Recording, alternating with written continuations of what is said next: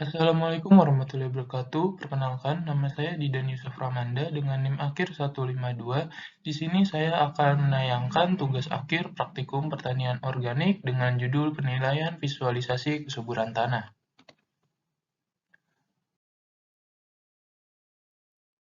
Lokasi dari kegiatan praktikum ini sendiri saya mengamati di lahan Jatimulyo, di mana lahan tersebut eh, lahan tersebut merupakan lahan bekas jagung yang sekarang ditumbuhi oleh banyak gulma.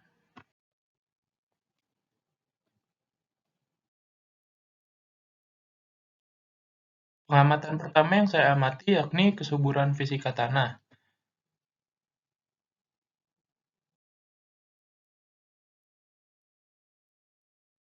Nah, di sini merupakan alat dan bahan dari pengamatan kesuburan fisika tanah, di mana menggunakan wadah, cetok, gelas plastik, toples plastik, kamera, dan juga bahan berupa sampel tanah, air, serta kertas label.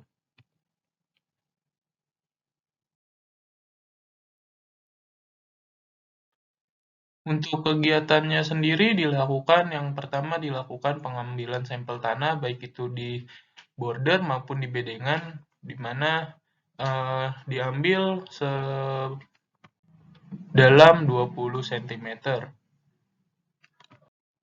Kemudian setelah pengambilan sampel tanah ini, kita akan mengujinya di mana terdapat pengujian struktur, tekstur, serta kejernihan tanah. Kejernihan tanah dilakukan dengan menuangkan air pada tanah yang terdapat pada gelas dan kemudian mengecek kondisi dari air tersebut apakah jernih atau keruh. Sedangkan untuk tekstur, setelah diamati kejernihannya, kemudian tanah tersebut diaduk dengan air hingga tercampur, kemudian ditunggu paling lama 1 kali 24 jam untuk mengetahui tekstur dari tanah tersebut dengan mengamati perbandingan antara pasir, debu, serta liat dari tanah tersebut.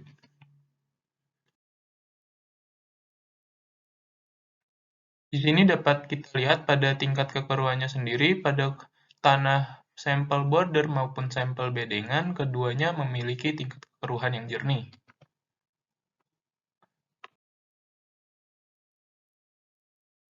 Sedangkan untuk tekstur dan bahan organik tanahnya sendiri didapatkan untuk tekstur pada tanah tersebut yakni lempung berdebu, sedangkan untuk bahan organik tanah pada sampel A yakni 1,38% dan sampel B 1,43%.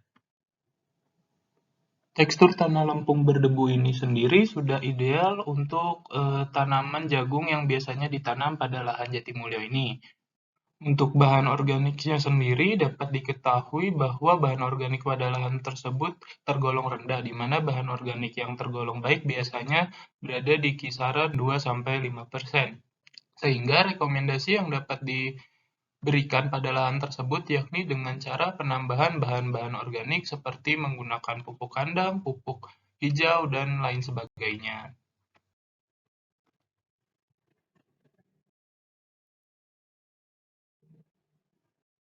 Selanjutnya, yang kedua terdapat pengamatan pada kesuburan kimia tanah.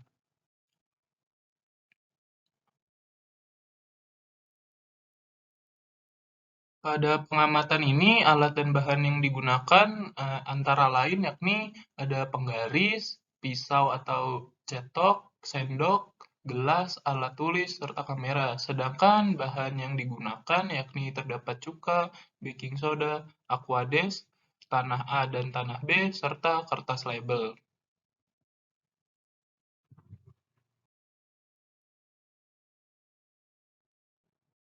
Untuk metodenya sendiri, seperti biasanya kita mengambil sampel tanah pada lahan di mana pada border dan juga bedengan. Kemudian setelah diambil, kita mengujinya dengan mengambil 1 sendok tanah, kemudian kita berikan cuka terlebih dahulu. Apabila belum bereaksi, kemudian diberikan aquades dan diaduk, serta diberikan baking soda dan dilihat reaksinya.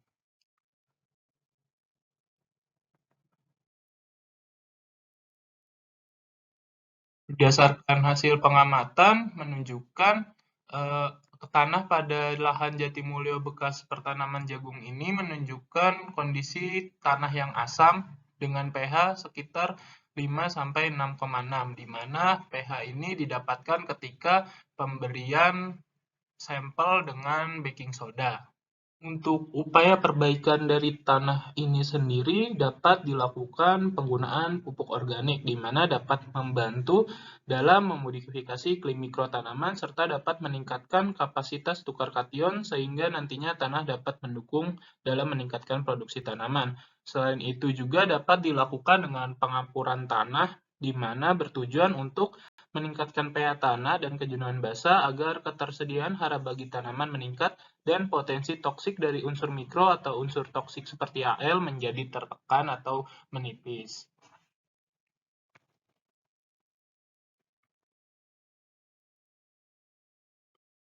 Selanjutnya, yakni pengamatan hama tanaman, di mana pada pengamatan hama dan tanaman ini digunakan alat dan bahan sebagai berikut, di mana ada yellow trap, sweetnet, kamera, dan juga bahan yang digunakan yakni air atau alkohol.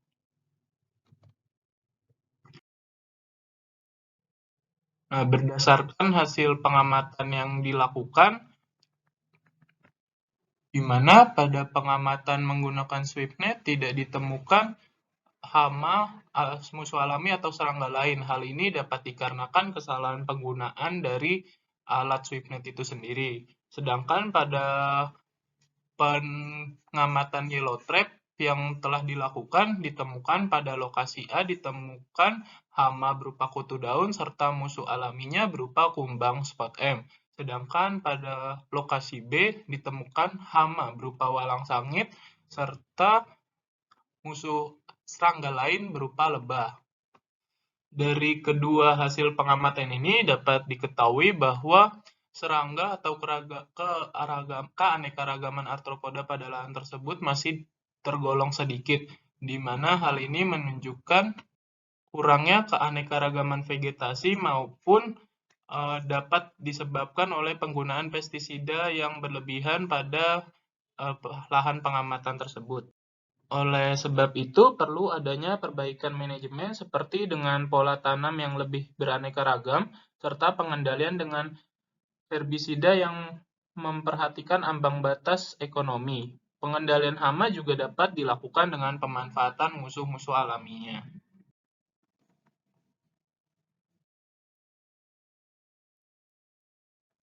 Selanjutnya, di sini terdapat pengamatan seed bank. Pada pengamatan ini, alat dan bahan yang digunakan yakni ada cetok, nampan atau ember, penggaris, alat tulis, kamera, tanah, serta air.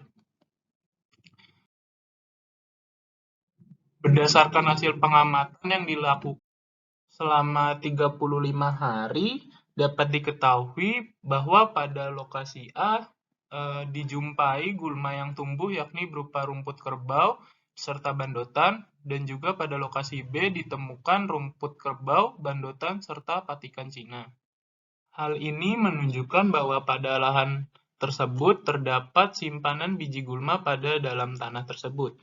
Oleh sebab itu, diperlukan pengendalian gulma dapat dilakukan secara mekanis atau kultur teknis dengan mengaplikasikan herbisida seperti glifosat dengan dosis 1 liter per hektar untuk mencegah gulma-gulma, biji-biji gulma yang terdapat dalam tanah tidak timbul.